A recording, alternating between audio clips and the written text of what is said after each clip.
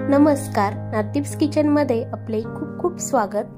आपण Gauri Ganpati special recipe series बघत आहोत आणि त्या रेसिपी सिरीज मधली आजची आपली स्पेशल रेसिपी आहे मूग डाळीची चकली। ही चकली अगदी इन्स्टंट तयार होते, बनवायला एकदम सोपी, अगदी सहज उपलब्ध होणाऱ्या साहित्यामध्ये बनते, खायला एकदम खमंग आणि कुरकुरीत लागते। कुठलीही भाजणी न बनवता अगदी खमंग आणि कुरकुरीत चकली कशी तयार करायची आणि त्याचसोबत ती तेलकट होऊ नये म्हणून काय केलं पाहिजे, अशा बऱ्याच काही टिप्स मी तुम्हाला या व्हिडिओमध्ये सांगितल्या आहे। तर व्हिडिओ शेवटपर्यंत नक्की बघा। चला तर रेसिपीला सुरुवात करूया। अशाच नवनवीन रेसिपीसाठी नातिब्स किचनला सबस्क्राइब करा। चकली बनवण्यासाठी इथे मी एक पातेले घेतला आहे, त्यामध्ये 1 वाटी मी मुगाची डाळ टाकत आहे। जर वजनी प्रमाणात सांगायचं झालं तर ही 150 ग्राम डाळ आहे। ही डाळ आपल्याला स्वच्छ धुवून घ्यायची आहे। 2 पाण्याने आपण डाळ स्वच्छ धुवून घेणार आहोत। या डाळीमध्ये पाणी टाकून ही डाळ स्वच्छ धुवून घेऊया, म्हणजे डाळीला जे कलरचं पॉलिश असतं ते निघून जातं आणि आपल्याला व्यवस्थित स्वच्छ डाळ मिळते। इथे ही डाळ मी 2 ते 3 पाण्याने स्वच्छ धुवून घेतली आहे। तुम्ही पाहू शकता व्यवस्थित स्वच्छ करून घेतल्यानंतर यामध्ये मी 2 वाट्या पाणी टाकत आहे।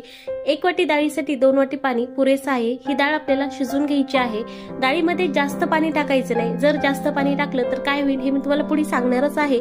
डाळ एकदम मऊ शिजली पाहिजे, पण त्यामध्ये पाणी राहता कामा नये, एवढंच पाणी यामध्ये टाकायचं आणि डाळ शिजून घ्यायची।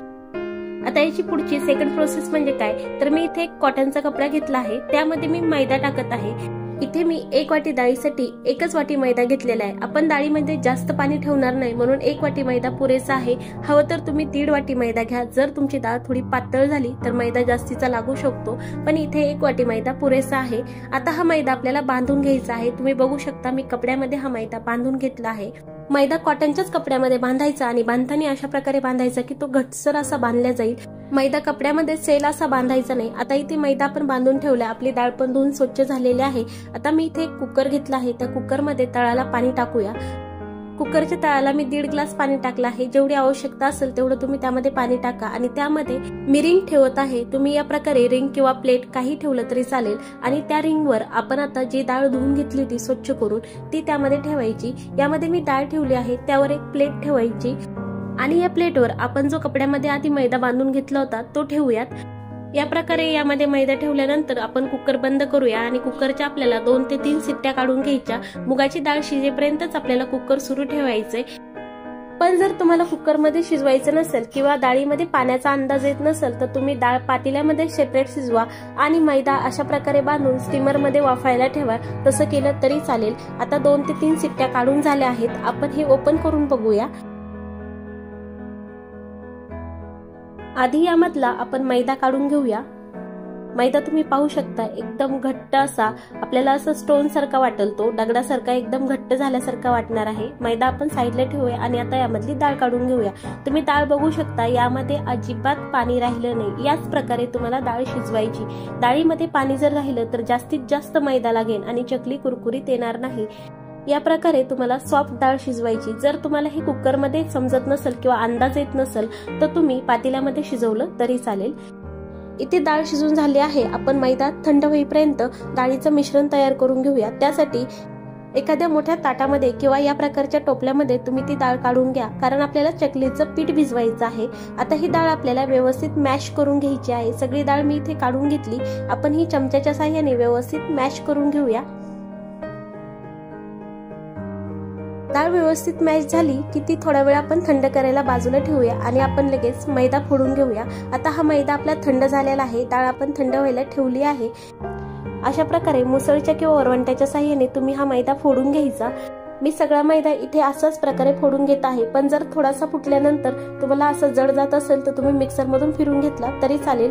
अशा प्रकारेही तुम्ही मैदा फोडून घेतला तरी तो फारसा जड जात नाही, मैदा पटकन फुटतो। मैद्याचं पावडर तयार आहे। आता आपण थंड झालेल्या डाळीमध्ये 1 चमचा लाल मिरची पावडर टाकूया, 1 चमचा हळद पावडर, 1 चमचा गरम मसाला, चवीनुसार मीठ, 1 चमचा अजवाईन आणि 2 टेबलस्पून सफेद तीळ मी यामध्ये टाकत आहे। हे सर्व जिन्नस डाळीमध्ये हाताच्या साहाय्याने व्यवस्थित मॅश करून मिक्स करून घ्यायचे आहे। आता यामध्ये आपण फोडलेला मैदा चाळून घेऊया। हा मैदा पण चाळून घेणार आहे, कारण पूर्णपणे मैदा फोडला जात नाही।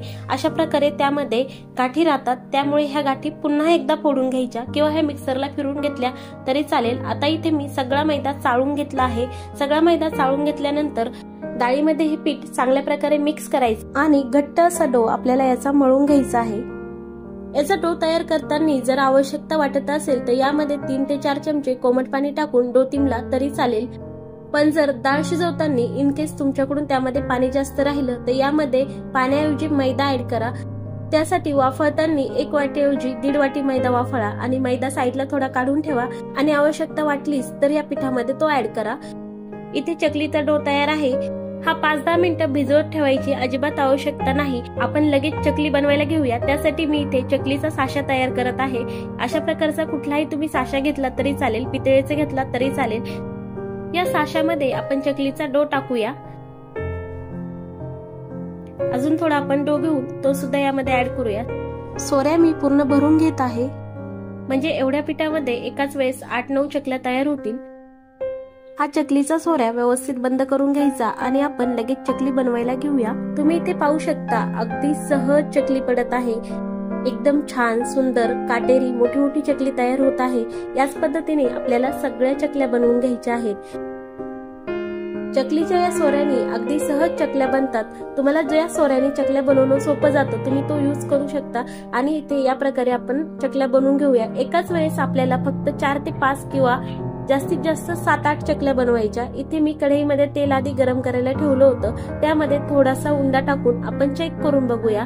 आपल्याला तेल कडकडीत गरम पाहिजे आणि एकदम कडक गरम तेलामध्येच आपल्याला चकल्या सोडायच्या आहे। चकल्या तेलामध्ये टाकल्यानंतर गॅसची फ्लेम कमी करायची आणि कमी गॅसवरच आपल्याला चकल्या तळायच्या आहेत। चकली तेलामध्ये सोडल्यानंतर त्यामध्ये लगेच झाऱ्या घालायचा नाही। चकलीवर अशा प्रकारे तेल सोडून अर्धा 1 मिनिट चकली सेट होऊन द्यायची आणि नंतर दुसऱ्या बाजूने पलटायची। असे केल्यामुळे चकलीचा आकार बिघडत नाही, चकली मोडत नाही।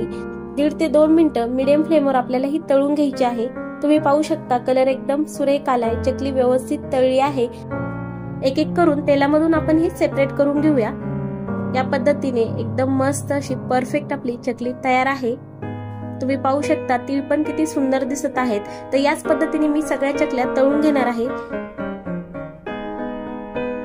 इथे आपल्या सगळ्या चकल्या तयार आहे।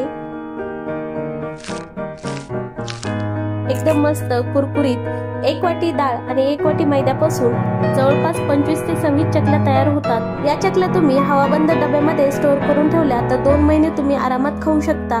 तर तुम्ही सुद्धा अशा प्रकारे कुरकुरीत खमंग चकल्याची ही रेसिपी नक्की करून बघा आणि रेसिपी कशी वाटली हे कमेंट्स करून नक्की सांगा। पुन्हा भेटूया अशाच नवीन रेसिपी सोबत। धन्यवाद।